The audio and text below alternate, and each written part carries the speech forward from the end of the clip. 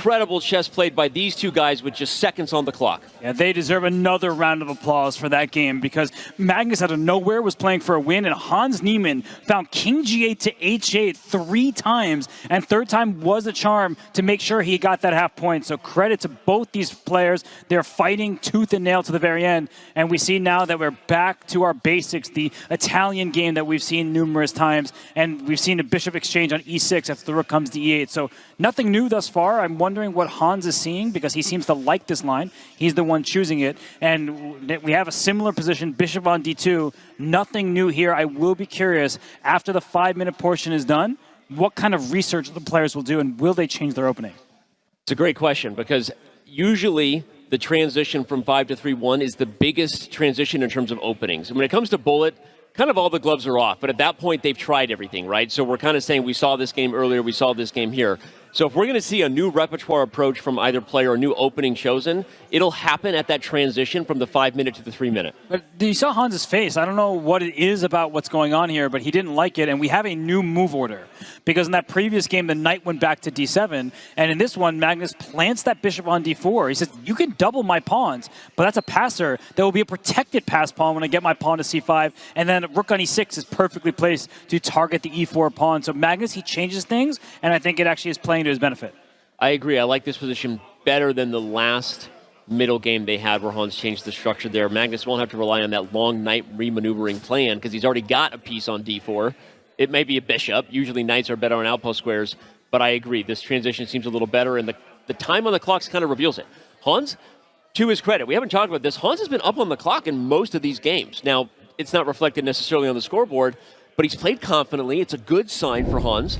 And so if he can continue to do that, as I get my laptop back on screen here, hi everybody, we're getting a charger. Welcome to the show. But as we get that going, I think that Hans has got to maintain his edge on the clock, and this game is not a good sign on that. No, it's not. And you see that bishop on D4, it's entrenched there. It's actually causing White some serious problems because you can take on any moment on D4, but that again gives Black a protected passer. So here we see bishop D2, and Magnus is alert. He brings his king to H7. There are no sacrifices with immediate checkmate. If this king were on G8, we'd be having a different conversation. So Danny, as I look at this position, it seems like both players are handling it well, and I do like Magnus's lead on the clock. Yeah, yeah, that's the biggest thing I'm noticing just because it's such a difference of what we've seen in the last couple of games. But I also really love the bishop on D4. What a thorn, right? Often, again, knights are better, but that bishop is spying things on B2, on F2, king side and queen side, and you don't want to take it because then Magnus will really love the knight versus bishop dynamic. He will indeed, and there was a rook on D5 in that previous game. That was an active piece, taking advantage of the fact those pawns were doubled.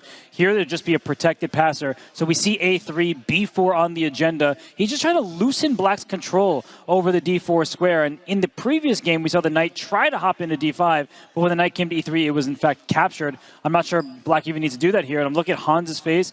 He is just trying to wiggle his way forward, trying to come up with a plan that will actually put a dent in Black's position. He needs to actually create a legitimate threat. Yeah, he needs to create a legitimate threat. We talked about one move of game chess where you can move a piece through another. Maybe that rook on E1, again, going through the F2 pawn to get to G3, right? You can do it in more ways than one. Now you get to move an illegal move and go through a piece. If you could get that rook to G3, you have attacking chances. Some kind of Saruman chess over here where, a piece moves in multiple directions. And we see that the capture on D4 has happened. Magnus pauses, which is the correct thing to do. This is not an easy choice. If you take towards the center with C takes D4, then White can push these pawns forward. B4 is going to be played in the near future. If you take away from the center, or kind of just one central pawn into the other, you do open up your rook, but you also walk into a discovered check. So E5 check is super tempting, but it doesn't actually do much of anything. The D6 pawn is protected. It's just going to be a pawn trade. And so Magnus, very wise to allow this. You typically do not allow a check like this. Magnus wise to allow it.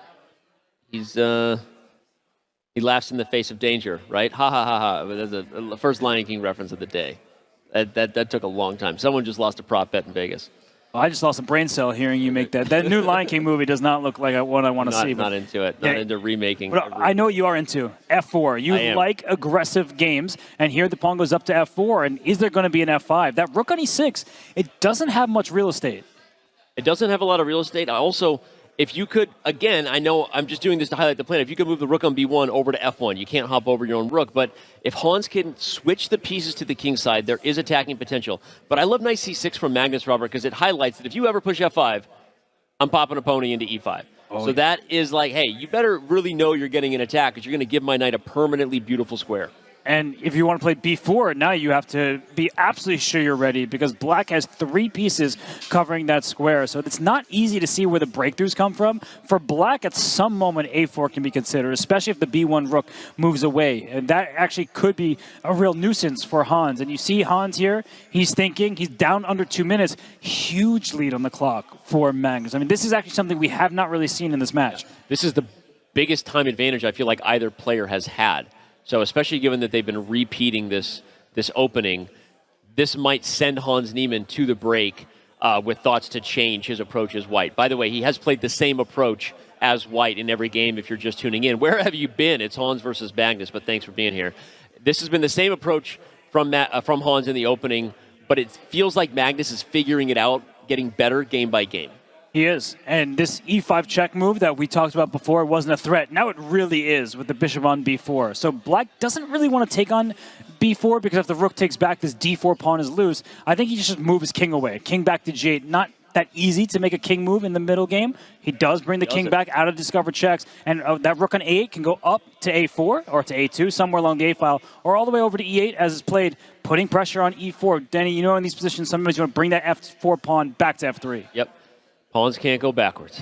Learned that many times. But as you said, you're going to be wishing you could. That e4 pawn is a target. Oh, you advance it, but you give up the e5 square. That was the risk that was always there. Is he going to play f6? Oh, he didn't. I was going to say f6 is a renegade pawn that could throw some disasters toward Magnus's king.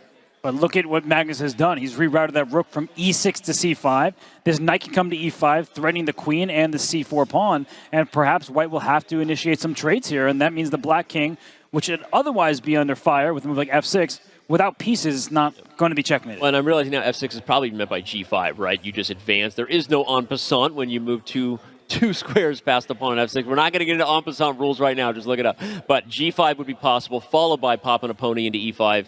And yeah, I agree. Magnus seems to be parrying all the threats, and Hans doesn't have a lot of time left to figure it out. He's down almost 2 minutes on the clock as Hans Niemann. And look at the facial expressions that we're seeing. It's a difficult position. He brings his rook up to b5. Objectively a good decision. But he doesn't actually really want to trade on c5, Danny, because then you fix black's pawn structure. Although then white can rumble forward with a move like e5, and it gets quite dynamic. But you don't want tactical positions when you're down 2 minutes on the clock. Yeah, so it's almost a bit of a bluff. Are you going to take... But at the same time, the other view is, well, you got to go for something instead of letting Magnus grind you down. So if you could take on c5 and get e5, at least attacking chances are kind of back on the board, because after e5, just highlight that f6 could come at some point.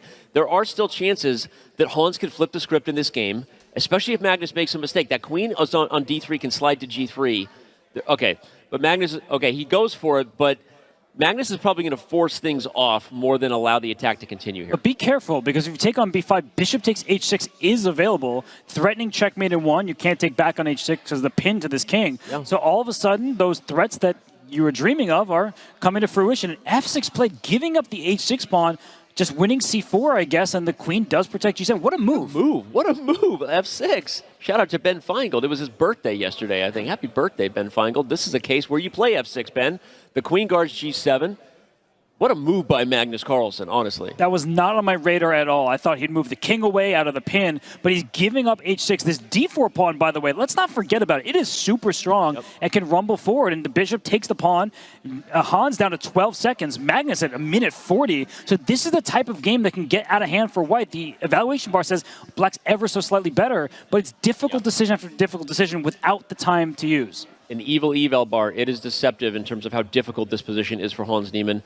Magnus does play rook takes c4, as you said, and just like that, one move, here comes d3, and I think that the rooks are ganging up on e4. Okay, wait, rook to c3, and the queen is overworked. If she leaves g3, the bishop falls. And here we have a rook behind a pass pawn. Still can't take that bishop on h6. Would have been falling at the end of the variation. And you c2, there's queen b3 checks. You have to calculate. Oh, queen a1 protects the pawn tactically.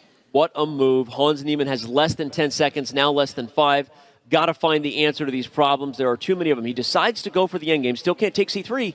And now queen d4 or queen takes e4 are on the board. Yeah, queen d4 looks very good. c2, by the way. That pawn is going to keep that white rook stuck, and he takes on e... Yeah, I thought he might because it just goes to the queen ending and just eliminates the human move to play by Magnus. And by the way, it gets a ton of time off the clock. I don't know if Magnus is thinking about that. He probably just wants to convert on the game. But this is... I know this is crazy. This could suddenly now be the last 5-minute game. This game could go for 3 more minutes. It possibly can, but queen g5 check is available to white next move. So Magnus does need to be careful. You can't just play for a win and not anticipate what your opponent has in store for you. King f7, great retreat. And with just a few seconds on the clock, this is how drawn endgames are won. And for Magnus, he needs to use the clock as his best friend, but you can't just play for the clock purely because then you may allow Hans to escape right away. Completely agree. And again, no evidence of that. We don't know what's inside Magnus's head in terms of why he chose to go for the end game. That's going to take a while to convert. King f7? King f7, you get out of checks, and you can't stop mate on h1. Well, you can bring the king back, but I guess it's winning because the e-pawn now is too strong. The queen and the e-pawn are in perfect connection. No, but the king just hides. Yeah, no, the white king will step back. Okay, and then the e-pawn is too strong. Just Sorry. go. Just go. I thought, yeah, exactly. And here comes the e-pawn. By the way, the queen on the f-file is perfect. Oh, nasty. He doesn't even want to advance. I was going to say the queen on the f-file is perfect because she guarded f5. And